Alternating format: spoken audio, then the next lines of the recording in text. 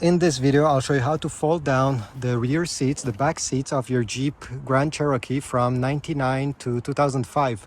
So it's very easy. First step is to find a loop. Okay, what I'll show you next, by the way, is the same on the other side. Okay, there is a loop here that you need to pull. So we put the seat cushion in a vertical position, just like that. And then you're gonna find on each corner of these rear seats a latch that we need to pull. But as you notice, the headrest comes in contact with this part.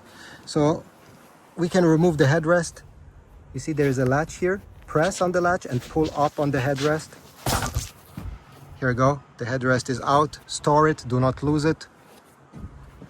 And now the back seats goes completely flat and you have a lot more space to load stuff. Do the same thing on the other side, and once you're done, bring back, install the headrest, and make sure this clips in place. And this is about it.